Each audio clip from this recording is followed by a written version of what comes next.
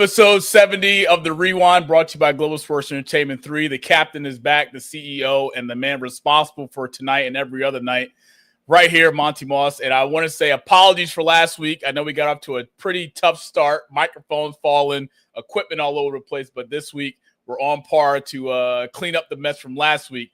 But I just want to say thank you to all love and support thus far through 70 episodes. As tonight we embark on a new number, a new month upcoming next week. And thank you for all the love and support that you've shown us since the beginning of this thing, almost entering into year 2 and season 2, or end of season 2, sorry. If you haven't subscribe to our YouTube channel at @the_GSC3, as well as follow us on all of our social media platforms at @the_GSC3. This is special to me because, as you guys know, or if you don't know, but now you know, I'm from Newark, New Jersey, born and raised, down bottom, as they say. Down neck, as they say, whatever, however the pronunciation one wants to go. But tonight's guest, one of our guests, divine alignment again, right? Things that are supposed to just happen organically, not forced. I was supposed to get him on a few months ago. Schedule alignment just didn't work out as he was preparing for his fight. Didn't work out the way I thought it would, but that's okay.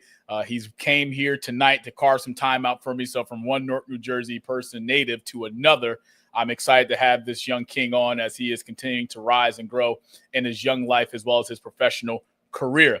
I want to say thank you also to 1990 Studios and my dog Chris. 70 episodes. God damn it. This guy has been putting up with me for 70 episodes. We're live once a week. We have a hiatus that's getting ready to come up at the end of July. But Chris has been loyal. He has been honest. He has been truthful.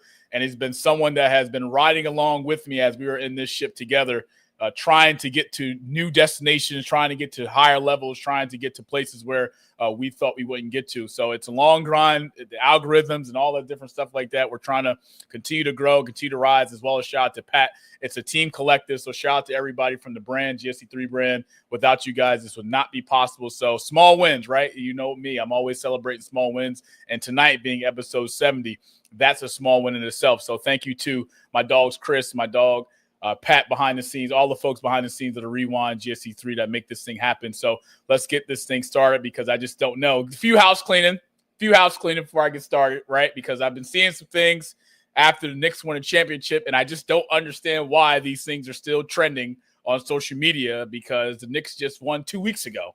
And one of these I saw on Instagram and Twitter, and it got like 70,000 likes and retweets and all this crap. And basically, Knicks fans or Cowboys fans are feeling a little bit delusional, as always, saying that the Knicks could win a championship, the Cowboys could win a Super Bowl. Now, I just don't know what delusion is going on. I know football season is not till August. We know OTAs and training camps are around the corner. But that just should not be even put in the same sentence as the Knicks. I know the Knicks' last championship prior to this year was 1973, 53 years ago, and the Dallas Cowboys are somehow still reminiscent during their 90s run with Jimmy Johnson, Troy Aikman, and Michael Irvin. So can we just put the Cowboys out of this sentence with the Knicks, let the Knicks still have and celebrate and enjoy their NBA championship? Because all the Cowboys, they should take notes from the Knicks on how to get to a championship and win, because the Cowboys haven't been to a Super Bowl in God knows how long. I'm not sure Chris was he was born, but Cowboys fans out there, I just don't know. So let's let the Knicks be great. Let's let them enjoy this, and we'll see what the Cowboys do. I mean, I know Dak Prescott came out a few days ago saying that the Cowboys must make the playoffs this year. Duh. No shit, you need to make the playoffs this year because you haven't made it last year. You were horrible. So it's do or die, as every year Cowboys fans say. Do or die. Super Bowl is this year, is our year. This and the third. So they improved their defense on paper. The offense is pretty much one of the high-scoring offenses in the league.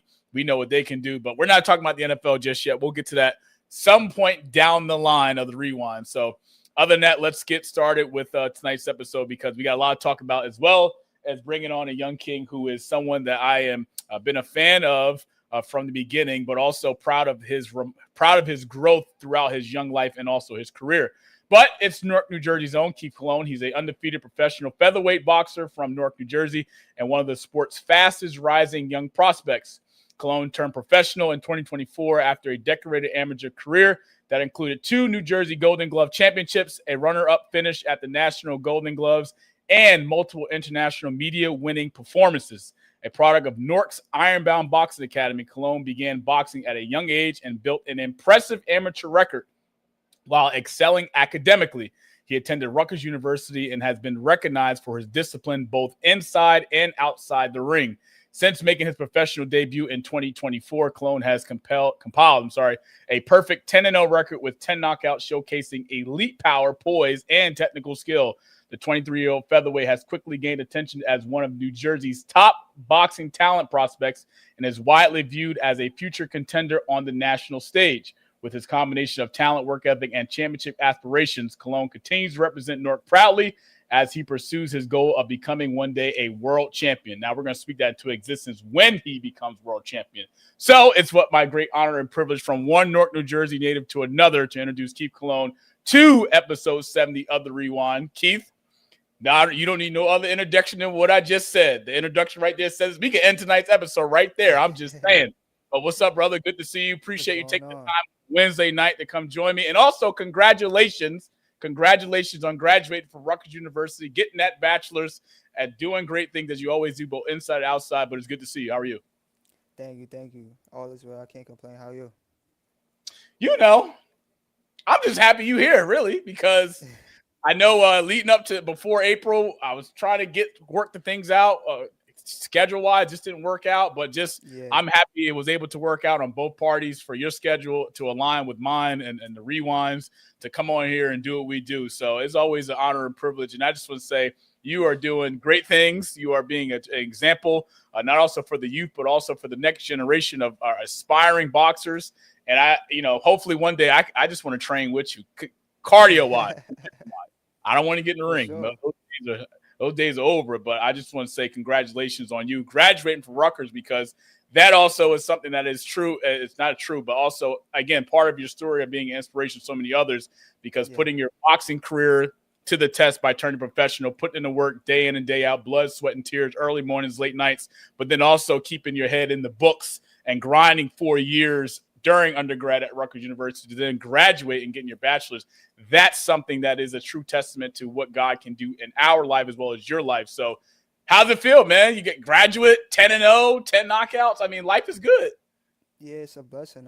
First and foremost, it's a blessing, and it's a testament to my hard work, my dedication, and just my upbringing. Just coming from a gritty city like Newark, it's rough, and sometimes you gotta be a little bit more rougher, a little bit more tougher, and I feel like I'm the blueprint in a sense. Yes, you are. The hell you are. And coming from Newark, New Jersey, it ain't easy, especially for some of the neighborhoods. I know my neighborhood growing up in was tough, but you are a true example of what grit, determination, and discipline looks like. Because although we are all dealt a different set of hands growing up and not having the best upbringings or the parents that go out there and do the best they can to provide for us, you were able to use your cards and play your hand to the best of your ability. And look what God has done and how it's turned out so far. So praise God, from whom all blessings flow. Few things we got to discuss tonight before we bring our guests on, because I got some things I need to talk to you about, because I need to hear your perspective. I need some answers, because I just don't know. The people out there may say, well, who the hell is Keith Cologne? I don't know who that is. Yeah. I'm getting ready to tell you who he is, and he's getting ready to tell you who he is. So right now, Keith, you currently are undefeated at 10-0 with 10 knockouts. For those of you that don't know what that means in each of his professional fights thus far, he has won by TKO, which is knockout, which is 10 of them. So 10-0, 10 knockouts. But for you, Keith, not also has your discipline and your training has been key and crucial leading up to your fights, as well as the results of having 10 knockouts. But what has been the biggest key to your success early on thus far in your young professional career? I would say the balance, balance of being locked in and knowing when to pull back. Some fighters or some people, they think that, you just got to be totally locked in. You got to be only focused on boxing. But, this life, I'm human, and you got to have balance. You got to be able to know when to lock in, know when to live your life, know when to focus on this, know when to make the right decisions, and just know when to chill, have fun. So I really say balance. I kind of I wouldn't say perfected it, but each and every fight, each day, year, month, whatever it is, I just keep getting better at balancing my priorities. Balancing your priorities. I mean, that's something that is takes time. Is that something that is there a switch you flip? What are some of the things that compels you to know, all right, I may not feel like I'm where I need to be, but I need to block out the noise. I need to limit my distractions. I need to flip that switch. What is that? What does it take for you in those moments to be like, you know what? I'm not comfortable where I'm at. This is where I'm trying to get to far as the end goal. What's that look like for you in terms of flipping that switch to get there and lock in? First and foremost, you gotta have the right people around you. Because the people around you going, let you know when you slacking and where you lagging at, in which departments you need help in. So, I feel as though if I'm not, head on, or if I'm not doing what I'm supposed to do, or if I need it, if I'm going too hard on one thing, I got coaches and I got people around me that are like, nah, don't go to the gym today, relax. When it's time to lock in, that's when we're gonna lock in. Go chill, go eat, go chill with your family, go do something else. So I feel like that's the first thing. You gotta have the right people around you with, the right amount of experience, and that just genuinely want to see you do better in life. You get people around you, they just want to pull you in different avenues, different ways, and it could be harmful or it could be helpful. So you just gotta be smart, have the right people around you, and from there, I feel as though everything would just, you know, follow in the right direction. I think one of the things for me, Keith, and you hit it right on the nose, is that not also that support system, but that circle of individuals that you keep around you. Because for someone like you, being a young professional so far, being 10-0 and hopefully undefeated as you continue to go on, you can have so many different distractions, I'm assuming, and assuring in terms of people coming from out of nowhere, trying to get a piece of your pie, I should say, trying to take some of the things that you have helped build in terms of building your foundation and building your core of people that you trust. So the discipline part is one thing, but also having the not yes men. I feel like Yeah, at times, and we look at different situations, rather professional athletes in different sports throughout the world, some of their surrounding core in terms of people are not the best for them in terms of having their best interests. And I feel as though for you thus far, you have the right people in your camp to help you get to where you're trying to go. And I feel as long as you have that, rather it's 3, 4, 5, even 2, who doesn't matter, long as those things are aligned with your goals and where you're trying to get to, because it starts with you and it's going to end with you, because that's just what it is. But I want to take a flashback, Keith, to your last match, going into that fight 9-0, but then walking out victorious 10-0 on April 10th, 2026. I believe Chris has something in the back that we prepared. It was a first-round knockout. Now, I've seen many of fights in my fandom in boxing or UFC, but I just don't know, because folks out there may question your ability and your hitting power, but shit, I tell those critics I don't know what you're seeing, because 10 fights, 10 knockouts, and then of course this one to get your 10th victory in your hometown, our hometown I should say, in Newark, New Jersey at the Prudential Center. I mean, take me back to that moment, to that. How was that environment in terms of just coming out, feeling the awe of the crowd, knowing that you are in your backyard and fighting in Newark, New Jersey with everybody from elders to the youth to the current generation of boxers and fans watching you live center stage. What was that like for you in your last match, and then walking up victorious with a knockout in the first round? it was a great feeling. I can't lie, it was a great feeling. Just like everything you said, from the walkout to getting into the ring, to hearing the cheers, to hearing the people in the crowd, cheer me on, hearing the ring announcer say my name, say from Newark, New Jersey. Everything was just nothing short of amazing. And down to the performance, I did wish, not gonna lie, I was a little mad after the fight because I felt like my opponent, I don't know, he's just like, I felt like I trained too hard for it just to finish that quick. Recently saw he fought again, and I was like, maybe, like, I don't know, maybe he just genuinely didn't want to fight, um, but everything was nothing short of amazing, from the rain walk to the fans. There was a lot of people in attendance. It was in our home city, so it was packed. It was a great night for me, great night for my family, great night for my fans. Can't wait to run it back again. You know what? I will say this, right? Because every guest I've had along the way, and I probably lost count of how many guests I've had through 70 episodes, but I try to make it whereas we're here virtually. I've had 3 live episodes in person with guests, so that's another thing. But I'm going to say this. At some point, before it's all said and done, now, before you ascend to the top of that mountain and you are on a whole different stratosphere and that circle gets smaller and the people you keep around you get shorter, I'm going to give you my word. I need to be in attendance for your next fight. I don't care if it's in Brooklyn, Madison Square Garden, Newark, New Jersey, Chicago, Boston. I mean, I put the car and drive and go. I don't have a problem with that. But I'm just telling you, sure. I need to be, rather than in the gym, watch you train, seeing that greatness behind the scenes, because everybody wants to see everything on camera. I'm the type person that always been what's going on behind the scenes, because that's what the true test of your greatness and your destiny looks like. So exactly. I'm just saying we need to figure it out, coordinate it. I just need to see this, to believe it, because I know sure. You are on to great things. And I'm proud of you for what you were able to do and the turnout in April at the Prudential Center, because it's one thing to talk about it. It's another thing to be about it. And you brought out the entire city of Newark. And we know that Shakur Stevenson, being another Newark, New Jersey native, he brings out, the city in itself anytime he comes home. But for you, that is something that is truly remarkable and something truly special. So I know, keep being great. And I know one thing when we talk about your featherweight division, you being in it and the prospects that are in it, but I'm just going to put this out there into the atmosphere for not also for the division to hear, but also for the boxing world to hear. When we talk about Keith Cologne ending the year of 2026, where do you want to be at by the end of the year of 2026? Rather, as in the division or even as for the notice to the entire boxing world?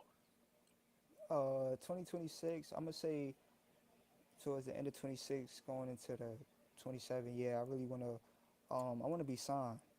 It's not that we can't. It's just more so like just really choosing. We got a lot of free will right now, that I'm an independent fighter, that freelancing, so to say. Like, I could fight literally whenever I want. Is my choice on how often or how less frequent that I want to fight. So, but at this point, I'm past that stage of just getting fights. Now we trying to get the better fights, and the better fights, bigger stages, and getting my name out there more, putting Newark on the map more, and just, taking it to a whole different level. So that's my number one goal. It's just like, getting everything on paper, business on a business aspect, just siding with a good promotional company, one that's in my best interest. And, I feel like that's everything that I need to do just, to go to the next level. We're going to speak it into existence. So from your mouth to God's ears, it's going to happen, because there's one thing that sure. I'm a true believer in is divine alignment and God aligning the things when it's supposed to happen on his time. We want things to happen on our time. But when it happens on his time, the timing is no better than anyone. Trust me, I know from a testament. This podcast, this brand that I built from the ground up, it's all on God's time, and you being here tonight, God's time and alignment. So I know when it's all said and done, those deals are going to come in, those phone calls are going to come in, all these different sponsors are going to want to come in, and it's just going to be continuing to be a part of your elevation and your growth to get to where you're trying to go, and that's to be a world champion one day on the biggest stage. My last question to you is, before we bring in our other 2 guests, is we know that we come from the city of Newark, and we know the inner city kids don't come from bright beginnings or come from bright situations, me being one of them, and I'm sure many of others. But for you, from where you are right now and all the struggles you overcame, all the setbacks you had to endure, the discipline you had to build, the mental battles that you had to overcome, both physically, spiritually, and emotionally, what is the message that you would like to give to the young athletes in the city of Newark to give them the inspiration that they need to get to some of the goals that they may want to be, rather it's boxing, basketball, soccer, baseball, or whatever sport they achieve to aspire to be in? What message would you give to them on their journey? Kind of like exactly what you said, man. If you're not where you want to be, it's just because one or two things or 3 things. 1, you ain't working hard enough. 2, it's not your time yet, and 3, it's God's timing. Like you can't rush the process. And it's a saying that I always say: I'd rather be a little bit late than too early. So that's really it right there. Just keep working hard, having faith, and understand that your time gonna come when it's the right time. Oh, I need to write that down. I'd rather be late than too early. I'm sorry. Anytime guests drop gems, I got to write it down for my own personal. This is just for my own notes. I got a whole stack here. I just write it down because this right here is it's putting it into the atmosphere and letting people hear this. I feel like Yeah, there's one thing to hear it, but to hear from somebody who has done it and is doing it, that should be the motivation itself to be able to make that first step, because the hardest part is the first step. Everything else, it yeah, just comes at its own different time, building blocks, stacking exactly. days. Because at the end of the day, I know for me, and I know as well as for you, a man of faith, we letting God handle all things above us because his time and his plan is better than any other. So it's always a pleasure, and it's always been a blessing to be able to see you from, of course, social media and obviously seeing you from afar, but to have you here tonight on this platform and to hear you speak and the intelligence that you have, it tells me that you are ready. You are ready to take the throne. You are ready to grow. You are ready to Appreciate that. excel to new levels and to higher mountains. And I do know one thing for certain, although we're here virtually, I promise we're gonna get together in person. So I For can sure. I can hug you and I can congratulate you and I can tell you how proud I am of you, because although I wasn't there for the early mornings, late nights, I wasn't there when you was training before you became a pro, and I wasn't there. I'll be honest, I was not there. But I feel as though God brings people into people's lives for a different reason or a different season, and I just want to put it together to be able to tell you how much I'm proud of you and how much of an inspiration you are and continuing to be, not also for me, but also for the many other folks in the city of Newark. Because I know we got some folks here from the city of Newark that's watching tonight's episode and that will watch, because you are someone that people are proud of and supporting Newark, New Jersey. This is what we have to do more. I feel as though folks from our own city, our own communities, don't want to support us because of what we have going on, or what we have they don't have, or the hate, the Yeah, jealousy. And it bothers me. Trust me, it bothers me. But for someone on your level, you do a damn good job of putting it all together. So keep doing it. thank you, And I'm thank you. proud of you. So let's get our second guest here. This person, although this is her first time, tread lightly, because she knows the type of time I'm on tonight. But anyway, let's get her on here. Brianna McGee, she's a four-year journalism student who has spent her college career playing lacrosse and recently Division I basketball, breaking into sports broadcasting world, hoping to highlight female athletes, especially in the WNBA and collegiate level. It is my honor and privilege to introduce another own Divine Alignment again, Brianna McGee, joining us on episode 70 of the Rewind. Bree, what's up, baby? Good to see you. Look at you. It's so Look fun to at be you. here. Love Look it. at you. When do we put this in the works? What's this? June? We probably figured this out in what? April, maybe? Yeah, May? because I think I was May? supposed to come on like mid-May, but then I had That's that right. You were Valkyries covering the thing. Valkyries. Congratulations on that. I know that was Thank dope to you. be in attendance live WNBA arena, because I'm a fan of the W. Although I'm wearing this Portugal shirt, I'm an Aces fan. I love the Aces. And let's go, Jackie Young. No I'll allow slander will be that. I'll allow tolerated. that. Yeah. All right, long as you're okay with that. But Bree, I know you thought it was just going to end with you, but I did call in some reinforcement because this young king texted me probably a few days ago, and he knows I do this thing strategically. I just align things. I structure. I run and try to keep things intact. And he said, "Hey, is there any way that I could come on episode 70? Because I got something I need to talk about." And I'm just like, I don't know. I got Keith coming on. I got you coming on. I just don't know. But you know me, I would never close the door on somebody that's trying to come on this platform, because all my guests, they're always welcome back anytime. They don't even need an invitation. Just tell me when you want to come and it's done. So let's get our guy here, Sacramento Queens own, because he is a Sacramento Kings fan, but we, as a Lakers fan, we call them Sacramento Queens. You might just burn that hat. Don't even show it on tonight's episode. It's Aaron Foy, a track runner in Pennsylvania, also a aspiring sports broadcaster who also covers his college's basketball and women's basketball throughout the collegiate calendar year. And he's also, me and him had our own divine alignment when I was able to open doors, I should say, pay it forward. I'm a big advocate of that. Shout out to my girl Ice Young, who was able to gave her a call. I said, I got this young king, aspiring broadcaster. He wants to get busy. He wants to be in the business. She had her own thing she does every year where she invites a different group of broadcasters, journalists, as well as sideline reporters for a weekend event of AAU basketball Saturday and Sunday up in Albany, New York. And she said, I don't know anything about Aaron, but I'm going to take your word for it. Let's get it done. And divine alignment, Aaron was able to get out there to Albany, New York, kick ass and take names on the broadcast, and got great remarks from Ice as someone who knows what he's doing, because you can know a broadcaster when you hear one and a talent when you see it.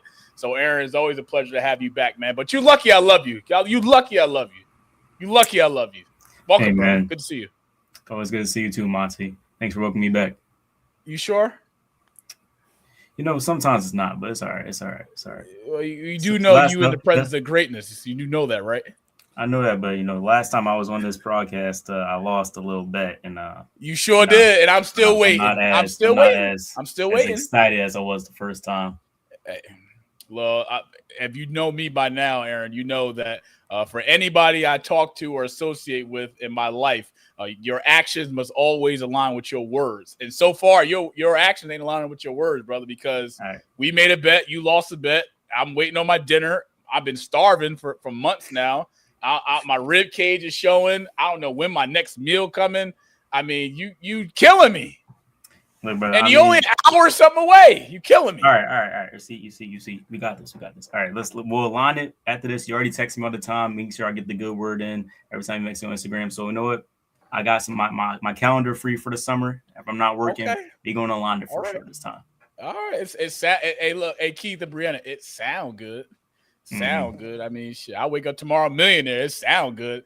But Bree, let's start with you first, because we got some things we got to talk about, and that's the WNBA. As we get into a look ahead right now, the current WNBA standings as of today, because last night we had the game of the season thus far in terms of anticipating matches with the New York Liberty and the Las Vegas Aces. But right now we see the Minnesota Lynx, Brianna, at the top of the table at 13-4, 7-1 on the road, with Atlanta Dream right behind them at 12-4. Liberty beating the Aces last night. They improved to 12-5, 12-6, sorry, and then the Aces fall to 12-5 after coming to the season against the Liberty at 12-4. But we see right now, Brianna, the Minnesota Lynx being best team in the league. We know that we're out there starting Afisa Collier, who's been sidelined with an injury since the beginning of the season. But Olivia Miles, rookie of the year, in my opinion, leading rookies in multiple categories thus far: points, rebounds, assists. She's just doing it all on both ends of the floor. But what's impressed you so far with the Minnesota Lynx, even without having Afisa Collier on the floor? I mean, that in itself is the most impressive thing. Like, you have probably, in my opinion, one of the MVPs over and over and over again, not even playing, and you're already being number one. And it's not even like Olivia Miles came in and took over that position for her. She plays a completely different spot. But I think Olivia Miles just honestly has shifted the entire energy of the Lynx. They've gotten out, they run faster, they just play a different type of game, which just is a testament to like Cheryl Reeve as a coach, because like you have to be able to change plans depending on who you're playing, who's injured and all that stuff. And I mean, Olivia's always had this, in my opinion, an annoying confidence. But I'll never put a queen down, but she definitely puts herself pretty high. And I am happy to see that she's living up to what she's walking her talk, so to speak.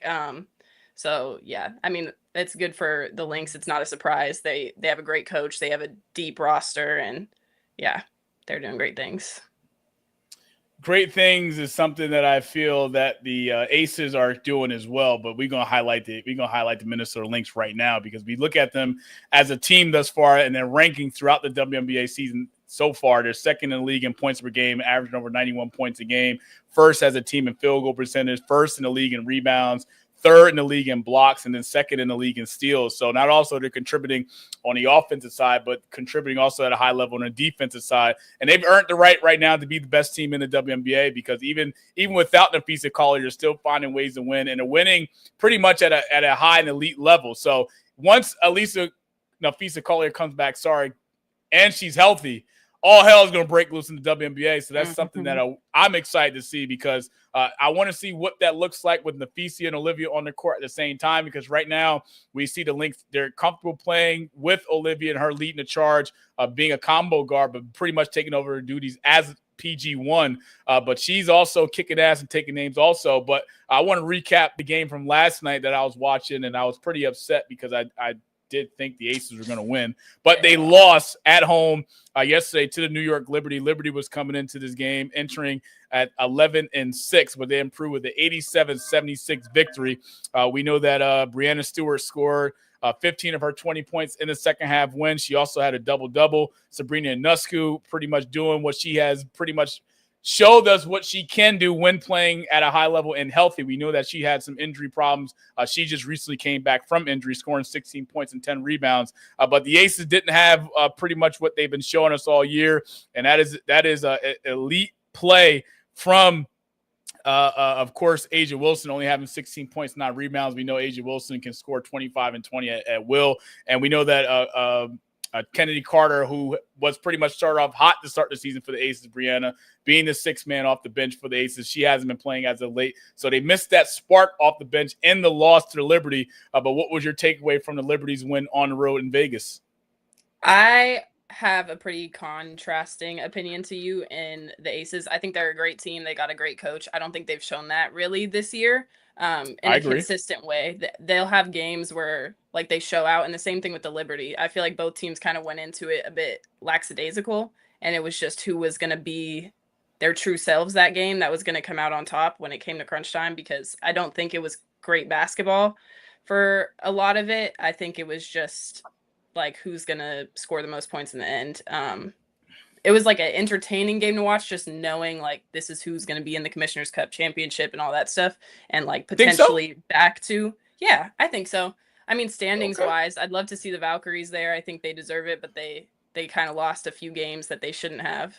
And then the Wings, you can win games, but you don't have a coach to get you to a championship, in my opinion. So I do think the Aces and the Liberty will definitely probably be up there just because they have all the parts. It's just putting them together. So I think that game. You sleeping on Atlanta? Hella, respectfully.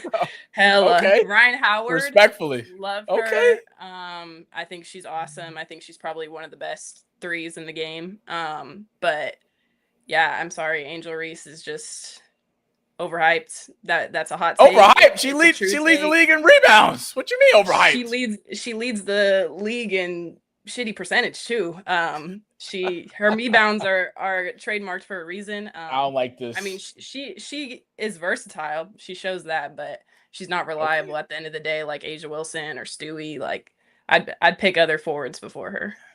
Great things take time. Okay, Keith can tell you, great things take time.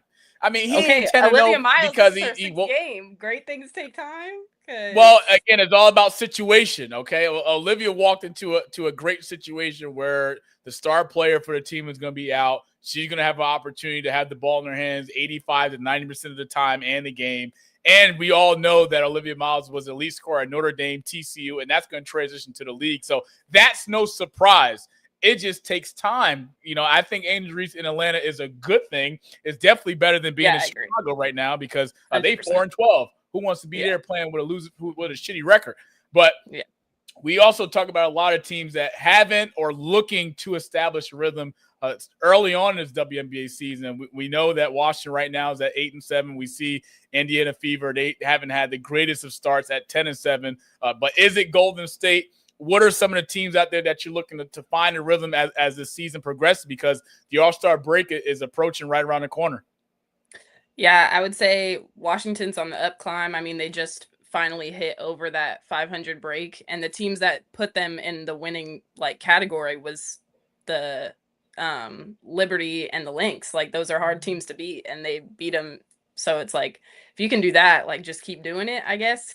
Carry on that momentum, but I don't know if they will. They are a young team, and when push comes to shove, vets usually have that experience. They know how to take over, but Fever, I could care less about. I mean, if you didn't have Kelsey Mitchell, you'd be nothing. Because Aaliyah Boston's great, but I mean, you can only do so much as a big when you're not handling the ball. Caitlin Clark, overhyped.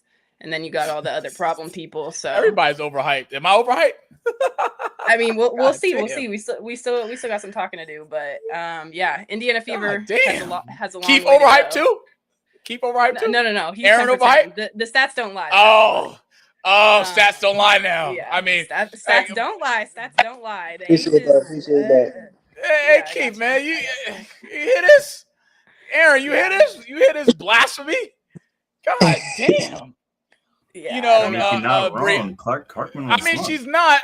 She's right, but she's wrong, right? And I'll say this: although Washington's on a 3-game win streak, they're a team that I do believe that can catch fire at some point throughout the WNBA season, because we know that Washington, they have a young core, but they're also here to play. And they're defensively, what they've shown the last 3 games, especially coming down the closing stretches in those 3 games in the fourth quarter, was impressive to me, to show me that they have what it takes. But I think, Brianna, one team that I've pretty much been disappointed so far this season has been the Seattle Storm. I mean, I had high hopes coming on them into the season. I know they lost Nikkei to the loss of the Sparks, where she once played, but I mean, they're 0-10 in the last 10. I don't know what the hell is going on in Seattle. I mean, they're sitting at 1-8 right now. Not 1-8, I'm sorry, 3-15 on the year. I know Connecticut was going to be a disappointment regardless, especially once they announced they're selling the team. I mean, who the hell wants to play at Connecticut's son? I mean, I'm just saying that ain't the greatest organization to play for. But it's been so far a interesting season. We already have 5 teams here over 10 wins or more. And we see that Washington and Golden State are climbing the ranks, but it's still early on in the season. We're only through 16 going on 17 games. So anything can happen, because we do know we saw last year with the Aces at what their record was at the All-Star break, and how the second half of the season they just turned things up and went full throttle and winning majority, 90%, not 95% of the games last year before winning the WNBA championship. But Brianna, I'm going to keep that in mind, because I'm not finished with you just yet. But I may come back to you, because I don't like that slander I'm hearing. But I'm going to switch gears and go to my dog Aaron, because he wanted to come over here so bad. Hit me up 3 days ago. Wanted to come here so bad to break down the NBA draft. So let's talk about the NBA draft, Aaron, that took place yesterday at Barclays Arena in Brooklyn, somewhere we're all familiar with. And we know that there was a lot of future stars being drafted last night. Here is the round 1 results from last night's draft. But for me, I mean, Aaron, the floor is yours. But for me, I think one of the dumbest things that happened last night was the Brooklyn Nets at 6, because there's just no way in God's beautiful, gracious green earth you pass on arguably one of the best scoring guards in college basketball last year, as well as in this year's draft amongst all the other prospects. And that's Darius Acuff Jr., who was passed on by Brooklyn at 6, but then drafted to the Sacramento Kings at 7, because nothing against Mikael Brown Jr. at all. Nothing against him. Good player in college, can score with the best of them. But for Brooklyn, I'm just not sure what direction they're trying to go in. I mean, we do know that they've recently acquired Julius Randle in trade, sending Nicholas Claxton to the Minnesota Timberwolves. So do we want to win Brooklyn, or do we still want to rebuild? Give me your takeaway from last night's round 1 results, and which player stood out to you amongst the prospects here for the first 30 picks. Yeah, I mean, last night I was sitting here in my room just praying that the Nets would mess something up and pick somebody like a Mikael Brown Jr. or Kingston Flemings, because I needed Darius Acuff on this team. He's one of the best guards, like you said, all throughout college this past season, one of the offensive guru. And then with the Nets, I think that what I saw from them was that they do trust Igor Demon as their guard for right now. They do trust the multiple guards they have right now. I don't think they want it as an explosive scorer like a Darius Acuff, which is, again, I don't know why you wouldn't want that when your team is going directionally nowhere. But that's what they decided to do, and the Kings are blessed with a Darius Acuff Jr. And then another guy that I was really happy to see was a guy that's actually right next to him in this graphic is LeBaron Fillon Jr. I was surprised that he fell this far back and landed into the hands of Philly. I mean, this is one of the best guards that we saw when it came to being able to score. We saw in his first year, was a great defensive player. Kind of came back on his side to be more of a score first type of guy this past year. We'll see if the Sixers can handle that. But then another guy was Jaden Quintance, I should say, to the Spurs. Just kind of saw a report saying that he's going to be injured this next year potentially, so it might be a red shirt. But to pair him with as much defense as he has with Wemby, it's going to be a great thing to see. Yeah, how could you not highlight the Utah Jazz getting the best guard when he wants to play? We ain't gonna talk about his recent tenure of 16 games at Kansas, especially going to in the postseason or the tournament for folks that may not know what that means. But for Utah, they have a young nucleus that is on the rise in the West, and it's going to take some time to build this. We know last year they drafted Ace Bailey, who was a lottery pick out of Rutgers. We know this year, Darren Peterson is going to be sharing the ball handling backcourt duties with Keontae George, who is still arising as a star, young star, I should say, in the NBA. But Utah, they are here. I mean, I'm not mad at the pick at all. I'm happy AJ went first to Washington. I just knew that.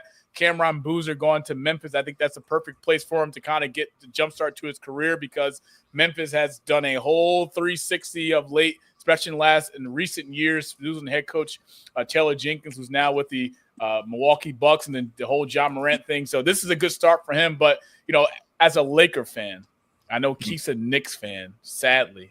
I mean, they just won a championship. I want to highlight that publicly. I want to highlight that.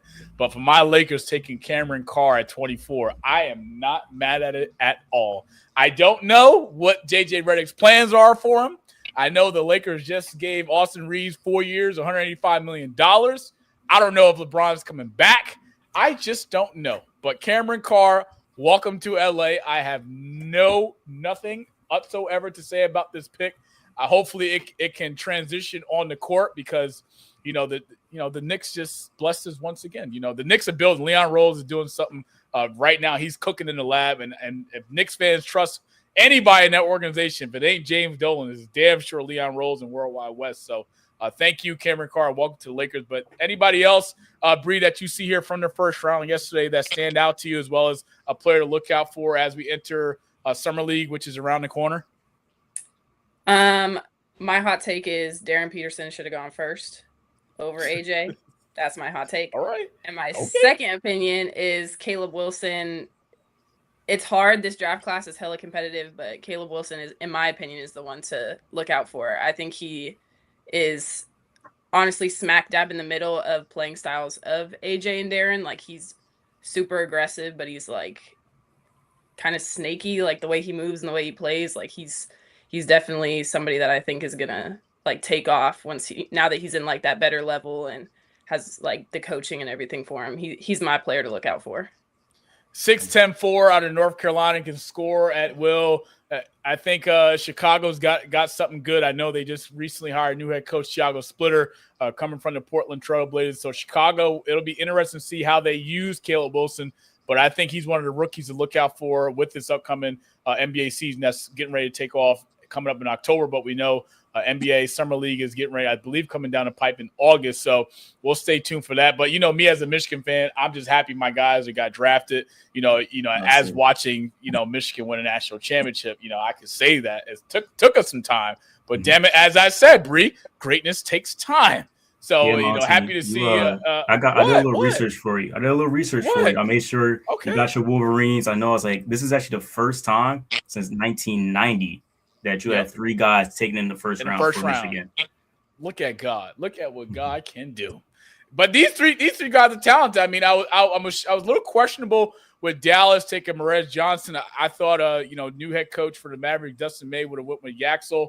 I think Lindenberg was someone that was the nucleus to Michigan's run, not also in the regular season and winning the Big Ten title, but a national championship. We know he was banged up in a national championship game against UConn. I thought Dallas would have been the destination for him, but I'm not mad that he's in Golden State. It's a good situation for him, as Steve Kerr and Steph and Draymond, they pretty much go on one last run. We'll see what that looks like. But Andy Mara being the perfect pickup for the Oklahoma City Thunder, that's a big that we know that you're going to need in the West, especially having the presence of Victor Wembanyama with many more years to come. We know Chet Holmgren pretty much was a no-call, no-show in the Western Conference Finals, so that's a good addition for the Oklahoma City Thunder. But round 2 is currently going on right now as we speak on ESPN, but I have no doubt. But I just want to highlight Terrence Reed Jr. out of UConn. I thought that was an amazing pick by the Spurs. that's someone that you want to bring off the bench far as another big dominant presence. We know that he had a phenomenal season this past year at UConn under Dan Hurley. So another good spot for him. And Alex Caravan, I don't know about him in Sacramento. I mean, watching him up close and personal a few times this past year, not also at Seton Hall, but also at UConn and Storms, Connecticut. I don't know if his game translates to the league, especially a first rounder. I thought Alex would have fell maybe to the mid-second round, but I'm happy for him. And he's a first-round draft pick. That's a blessing in itself. So are you happy with Alex? Do you feel like he's going to contribute right away like Darius is going to contribute for Sacramento? Or is this one of those deals where he may be back and forth G League and playing on the NBA roster? Well, I was kind of surprised when this trade even happened that we got the 29th pick. I was actually ready to turn off the draft. And then I saw that the Saints traded it. And so I said, I got to see who we picked. Alex Caravan is, like you said, a great player, but I think that I'm seeing him in two different ways. He can either be a Keegan Murray like we had in his rookie year. Like we know he's a great shooter, was a great shooter out of college. Or we can have another Sasha situation, which we had a couple of years ago, where he was known as this great shooter from EuroLeague and did all this stuff and then kind of just fizzled away as a guy that was left into the contracts and now overseas doing who knows what. Keith, basically for you could give a damn about the draft because you still on the high from the NBA championship. And I don't blame you. For sure. I don't blame you. Sure. I mean, listen, I don't blame you. I mean, not also did you take the head coach that the Kings fired after he came out with his post-game press conference, pretty much annihilating De'Aaron Fox's recent play in that game where he shouldn't have fouled the guy on a closeout three. Take the head coach from the Kings. Then he comes to New York, does what Tom Thibodeau couldn't do, pretty much instills a different set of discipline into this New York team, run a table, sweep Cleveland, sweep Philly, get to the championship, beat the Spurs in 5, and then win NBA championship. I mean, for you, where were you when the Knicks won? Were you out? Were you home? What was your reaction? Were you going crazy? Did you go to the parade? Because all those damn New Yorkers, I believe it was only 9 million people at that damn parade. Were you there? Take us through what it was for you, because I need to see, because all Knicks fans, I got some delusional responses. Some folks were on top of trucks and doing all this crazy shit. I mean, where were you at? What was your reaction? It was definitely a crazy weekend, but that was the same weekend of my fight, that I had scheduled. So for me, I was just home, chilling, relaxing, enjoying the victory. But the very next day, it was the Puerto Rican Day Parade too. So I know it was gonna be crazy. So I was already planning to go to New York anyways. But like I said, I was home chilling. Still just trying to get my rest. I had a fight coming up that week, so I didn't want to do too much. Well, you do know you also my Puerto Rican brother. All right, Boricua. Yeah, all right? Yeah. Look, I'm half Spanish, half black. All right, my dad was Spanish. I didn't get to meet him because he passed away early. So I ain't grew up speaking that Espanol, but I know a little bit. I know what I'm doing. I know how to enter the room. I don't know if I can stay in the room, but I know how to enter the room. But sure. the Puerto Rican parade was I need some help, man. I don't know, man. I just feel like I'm being a disrespect to my native, to my people, because it's all right. It's all right. Don't worry about it. It's all right. It's embarrassing being called a Boricua, man. It really is. I just feel bad. that name is earned, not given. I haven't earned it. I mean, Facts. I eat the food from time to time. I drink Goyas from time to time. I wear flip flops in the summertime. I'm trying, man. I'm trying. I'm trying. Maybe you bring me to one of those Spanish barbecues or something. Maybe I can figure it out. I don't know how to do none of the dances. Bachata, nope. You just gotta look the part. Even if you don't know how to, you just gotta fit in when you get in. That's it. I have no problem doing that. I just need some help, because the older I get, I just be like, man, I meet these Spanish people. They start speaking that Spanish to me. I look at them like, "Oh, poquito español." I don't know what you're saying. Tranquilo. I don't know. I'm just struggling. Like, Brianna, I don't know. I'm trying. I'm doing the best I can. Okay. As long as you don't like pull up and say, "Where's the Spanish barbecue at?" I think you'll be fine. Yeah. I mean, it is a Spanish barbecue, right? That's not and what in quinceañera, what do they call it? Just you should just practice some pronunciation before you go. So what they call it? What do they call a Spanish barbecue? Quinceañera. Quinceañera. All right. No, like the gathering. Yeah, they called it like a.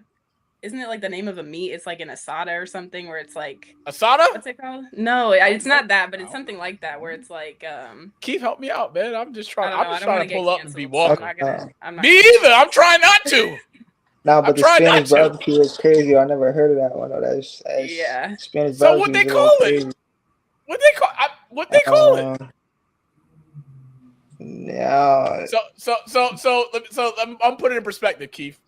If all your aunties and uncles say, "Hey, we want to have a get together at our house," like, do you guys say something in Spanish? Like, we going to abuela house for a barbecue, or like what like? Yeah, like ven pa acá. That's it. Ven pa acá. All right, come over here. That's really it. I don't feel like it's called. It's not Spanish barbecue.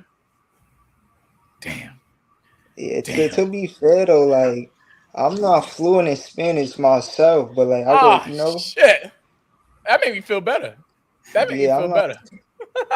Yeah, I'm not fluent, but you know, like.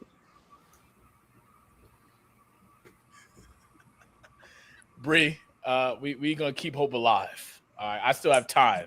Yeah. All right. I mean, I only took like a few Spanish classes, so me too. I don't have a lick of Spanish in me. I got a lot of different things, but not one of them. No Spanish, no Espanol. All right. I mean, look, Espanol. at least I ain't the only one. See, I don't have a problem publicly embarrassing myself. All right, this is a global platform.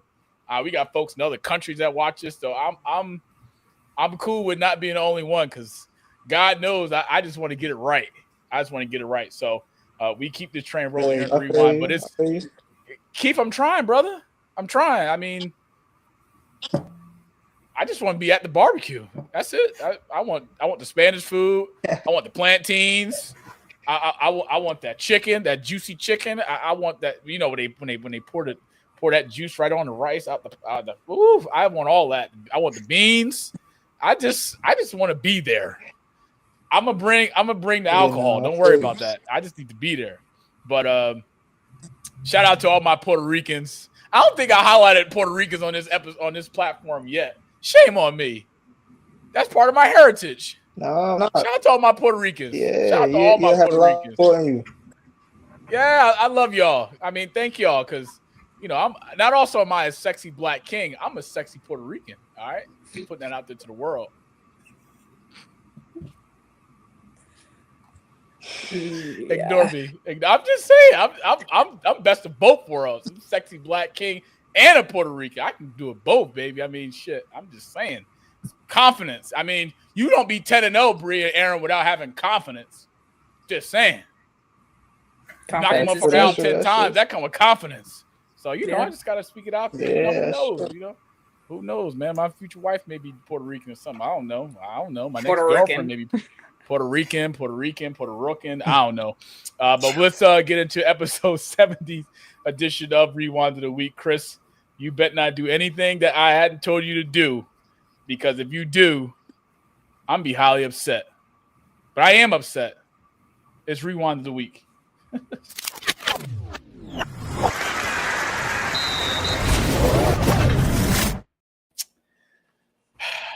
Episode 70 edition of Rewind of the Week. It's been a shit week as is.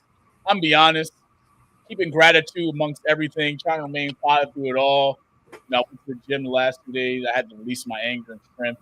Trying to, we pay dues around here. We ain't part of the New Year's resolution gym club. I mean, we in there 3-4 times, not 5 times a week. All right, discipline is there. All right, we pay dues. Keep you more than welcome to join me, because it's always hell in a cell at LA Fitness. But we flash back to the recent news of former Michigan head coach and national champion for the Michigan Wolverines, Dustin Maye, leaving the University of Michigan to take on the Dallas Mavericks head coaching job. Now, I don't know where Michigan goes from here. I really don't. I thought that we were ascending to new levels and heights in terms of setting a new standard in Ann Arbor. We know that Michigan just won this past year, beating UConn to win a national championship. FanDuel was also good to me that day because I bet the house, and damn it, Michigan came through for your boy. But I just don't know. I got folks calling me. I got Ohio State fans talking shit. I got people telling me that Michigan's done. The state of college basketball is on fire, just like the government. I just don't have any words. Brianna, Aaron, Keith, if y'all could send me maybe a box of tissue, mail it to my house. I'm just upset, really sad, because I mean the last 2 seasons, what he's done for Michigan has been remarkable. I mean, winning multiple Big Ten championships, beating Ohio State, clean sweep. You know I can't stand those Buckeyes. Beating Michigan State at home and on the road this past year against Tom Izzo. Winning the Big Ten title. Then the run to get to the national championship and beating the best team who's been in the Final Four 3 times the last 4 years, UConn Huskies. And then for him to just leave and go to Dallas. I mean, Kyrie Irving's coming back next year healthy. Cooper Flagg is going to be one of the league's best. And the Mavericks got a whole lot of young talent on the rise. And returning Klay Thompson. Thank God he's not with Megan Thee Stallion no more. Thank God for that. Woo, that was terrible. But Team Lightskin will never be disrespected the way she tried to disrespect him. I mean, I just didn't like that either. So, for all the slander out there, y'all got it right now. I got nothing to say. I really don't. Just give this, but I promise you, I'm going to come back at some point, and I'm going to just have to just give it to y'all best way I know. But we're wishing Dustin Maye nothing but success in Dallas. He don't have to worry about NIL contracts. He don't got to worry about kids with ego problems and NIL free agency and worry about who's staying, who's going. He gets to coach a bunch of professionals that already have a shitload of money and that are ready to win. So hopefully it brings that winning culture and pedigree to the Dallas Mavericks, as I am curious to see who he will hire on his staff for the NBA. So thank God none of y'all Ohio State fans here besides Chris. Thank God for that, because that would have probably upset me. But Brianna, Aaron, you guys got nothing to say about Dustin leaving Michigan to go to Dallas, right? Yeah, good? Not really, but Michigan will be good on the women's side. Don't worry. They're coming for the chip this year. Well, I hope so, even though I'm a Notre Dame fan, but I hope so. Yeah, you know, Nicole Ivy, that's my. Ooh, I mean, yeah, the coaching staff got it, but Hidalgo don't got it for me. Hey, look, we about to run the table next year. Yeah, it's our time. We got tired of losing. Losing. Another episode of this Klay. Nope, you're more than welcome. Stallion stuff now. After why? Let's have it. Let's have the conversation now. Let's have it now. Because if the rumors are true, Klay ain't cheating. Proven guilty. You ain't heard nothing since, right? I sure hope he didn't, because he didn't deserve her anyway. He don't know what to do with all that. He didn't deserve her. Mm-mm. Oh hell no. Mm-mm. Sorry. I don't even know last time Megan came out with any new music. That don't matter. Aaron, and Keith, they forgot. She forgot to add that Klay Thompson had $100 million before he met Megan. No, I'm not saying he's nothing without her. Klay Thompson was a splash brother before Megan. Is he still a splash brother? Yes, he is. He's still splashing, actually. Rewind. Is he even still splashing? Bro, this year was washed. Like, maybe it's good that he's without her now. Maybe he can spend more time in the gym. I like them. So Megan coming out publicly saying that she met the parents and cooked dinner for them. He bought her a boat with her name on it. Her car. I mean, he screwed up. If it's one thing that relationship taught us, fellas, us men, kings here, is that just don't go spending money carelessly on a woman that don't deserve it. She's got to earn it. You don't get boats with your name on. That's earned, not given.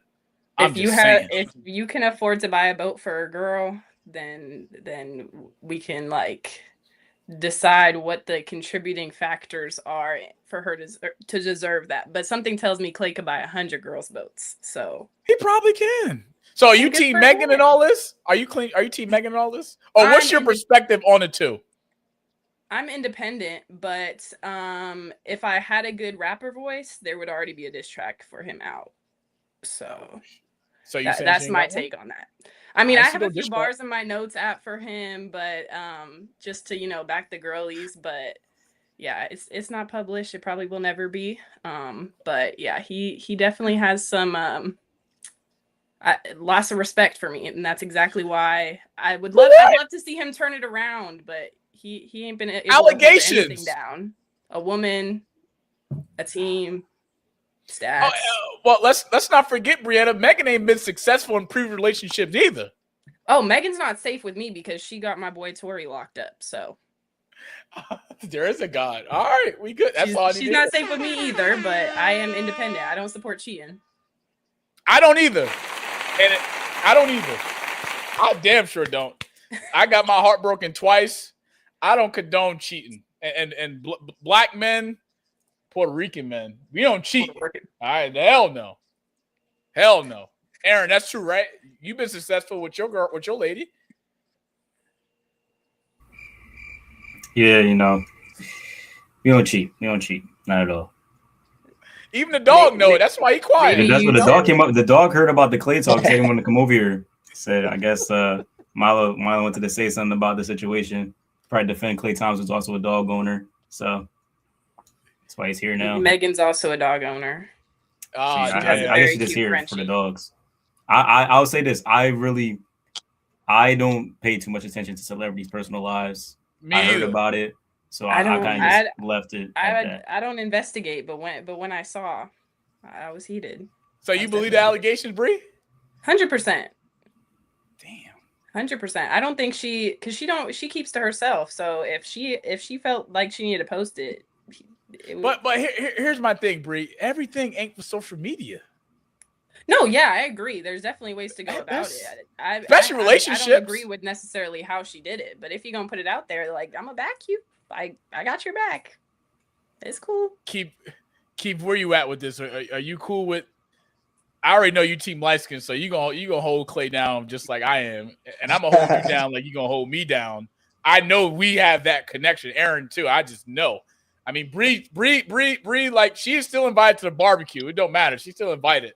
But I'm just saying, cheat is never condoned, but innocent till proven guilty. But Klay isn't even on Team Light Skin. He's on Team Light Bright. So y'all don't even need to feel the need to like protect him. He the same color as me. Maybe in the summer. Nah. No.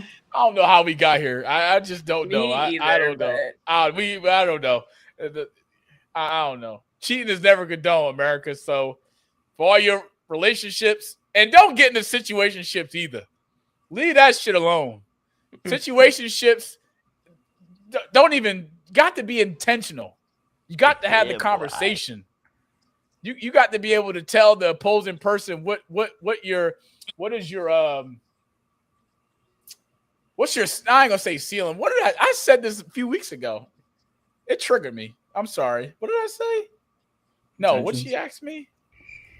Was it intentions? No, it wasn't intentions. What'd she say? I don't want to put her on blast. I don't do that publicly. I don't know. Just be intentional. All right. Don't need to lead somebody on. Thank you, Chris. That's why I love you. Thank you, Chris. Don't lead nobody on. All right, don't get people feelings involved, and then you leave them high and dry. I mean, just be honest. We adults here. This ain't 8th grade, high school. Just tell a person this is what I can handle. This is what I can't handle. This is what I'm looking for. But these unrealistic expectations is starting to get out of hand. It really is. Just saying, because these women, these unrealistic. They want all these different things, but it's like, can you do those things yourself? I mean, I just give one example. One example. Why you put me on blast like that? Why you put me on blast? One example. Why you put me on blast? Well, I'm curious what your unrealistic expectation would be. I'm not in the dating world. I've been in the cut purposely.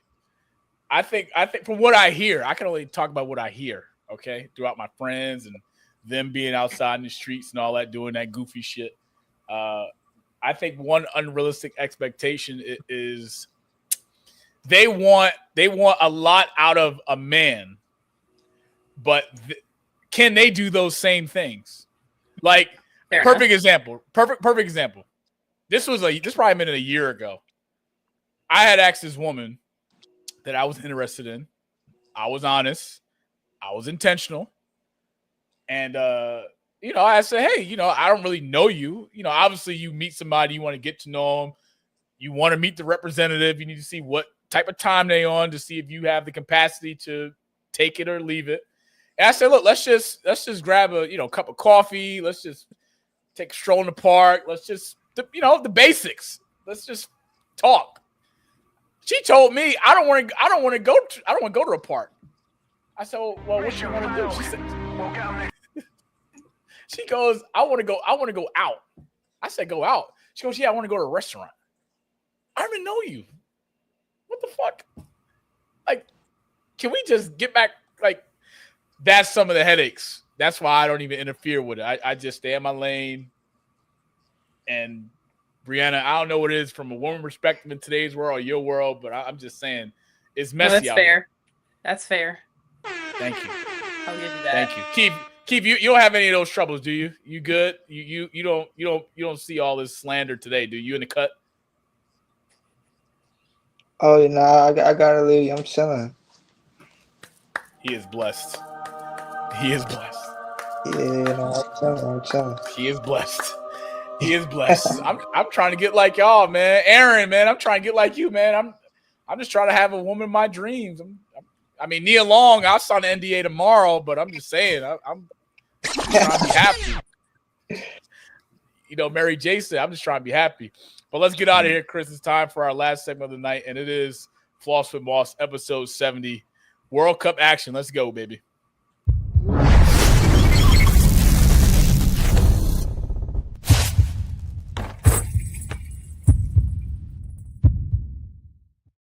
All right, enough of the relationship slander talk and enough of Brianna teaming up with Team Megan over this Klay Thompson stuff. We take a flashback right now. Currently through the 2026 World Cup, we have Brianna who's rooting for France. We have Aaron who's rooting for Morocco. Keith rooting for Colombia, and then me. I have to take the country by default, so USA. But I'm also riding with my guy Cristiano Ronaldo in Portugal. Portugal last game winning 5-0. Ronaldo scoring 2 goals. Silencing the critics because we know Portugal drew their first World Cup game. Ronaldo didn't score. People say he shouldn't have started. People say he should come off the bench. But in 45 minutes, that shit changed real quick when he scored 2 goals in the first half. But we look right now as the current standings throughout the groups for each country that these folks are going for. We see Morocco right now, Aaron at number 2 in the group behind Brazil, who won tonight. And USA, number 1 in Group D. France is number 1 in the group. Kylian Mbappe currently leading all goal scorers with 5 so far. We know there's more World Cup action to come. And Colombia right now, Keith, who's number 1 in Group K behind Portugal. But I think if memory serves me correctly, I do believe, what day is that? This Saturday, Colombia and Portugal square off 7:30 p.m. And folks got Colombia beating Portugal. I don't know what the hell they thinking. I mean, you do know Colombia's losing on Saturday, right, Keith? You do know that. Just saying. Listen, man, I don't watch soccer too much, but I know a lot of Colombians, and you feel me? It's just I'm riding with the wave. That's it, Ride with the wave. Whichever way it go, ride with the wave, man. Got to. Hey, Bree, that sound like what Klay was doing with Megan, just riding the wave, going with the flow. I'm just saying, like, we see France. They kick off Friday against Norway. That game will be 3:00 Eastern time. Kylian Mbappe has been killing the last 5 games. France has 4 wins and 1 loss. And then Morocco, Aaron, I don't know why, like Morocco, like you do know, that they probably will lose before the semifinal. But keep hope alive. Keep hope alive. I mean, I always gotta say, I mean, really, it's just because my man's from high school that put me on to soccer. He's from Morocco, so I had to keep cheering for him. But also, out of all the greats, not against Morocco, I don't want no trouble. Just saying.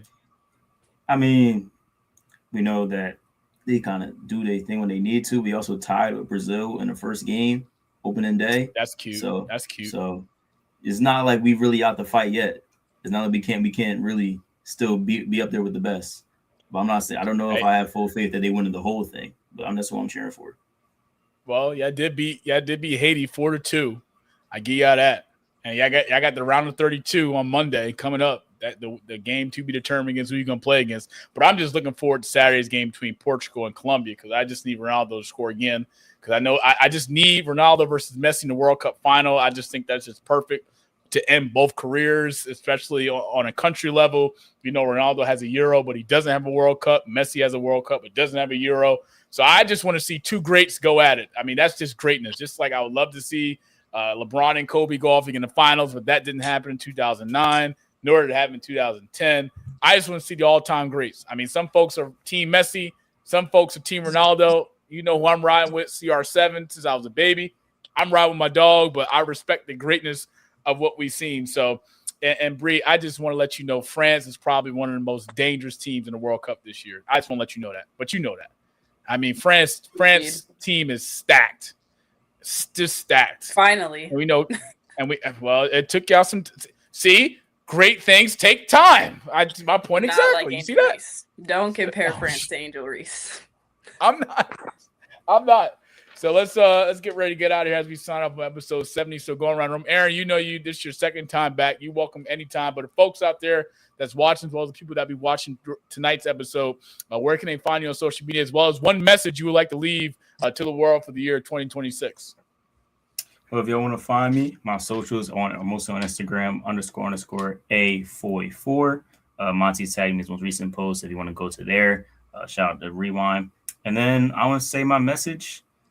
I think personally right now I've been going through a lot of things that, I realize that it's always time for you to get up. You can't wait for the next thing to come up. You can't wait for something to happen. You gotta be willing to get up and do things on your own. So I think that just the main message to be just get up. You don't know if tomorrow's gonna come. You don't know if next week's gonna come. So get up, start moving, do whatever you want to do. That goal you have, get it right now. All I'm going to say is, how bad do you want it? My best message. How bad do you want it? Earned, not given. Bree, for the folks out there watching, where can they find you on social media platform? What's some things you got coming down the pipe for the year 2026, as well as one message you would like to leave to the world? Because God knows you coming back, because we got unfinished business. And we ain't talking about Megan and Klay either. Got it. I'm on Instagram. Bree on the Beat Sports is my new account I just made for all this stuff, or Brianna.Caitlin if you just want to be my friend. Things coming up for me. I have an internship right now as a production assistant, hopefully going to get a broadcasting role out of that. So stay tuned for me there. And my message to the people is take risks, put yourself in uncomfortable situations, because good things come to people who are willing to take leaps, because that's how I got to where I am, and I like where I'm at. So yeah, I do too. I just want to tell you, if you don't know, I've been a big advocate for women in sports. I've had a lot of women in sports guests on this platform, all doing different things in different walks of life in the sports media world. But I just want to tell you how proud I am of you for your will, your determination to go after it, securing an internship, creating opportunities for yourself, and also being good at what you do, because you got to have a little luck along the way, and you damn sure need to be good at what you do, and that you are. So continued blessings to you, and I look forward to seeing you back on this platform down the line when the schedules align. But keep kicking ass, keep being inspiration to many women in sports, aspiring women in sports, and just lay down on the Klay stuff. Just don't say that publicly and keep that privately. Just lay down. Okay. But I love you and I appreciate you. And you know you can come back to this platform anytime. If there's anything I can do to help you, Aaron knows my actions align with my words. God knows it does. So appreciate you, and I love you. And Keith, Mr. 10-0, 10 wins, 0 losses, 10 knockouts, the rising star who will be soon to be on the throne as he looks tired, but he fights low. But where can the people find you on social media, as well as some things you have coming down the line this year, 2026, as well as one message you want to leave to the people? Yeah, you can find me on social media at official Keith Cologne. Something that's coming up. Be on the lookout. Early August, I should be getting back in the ring.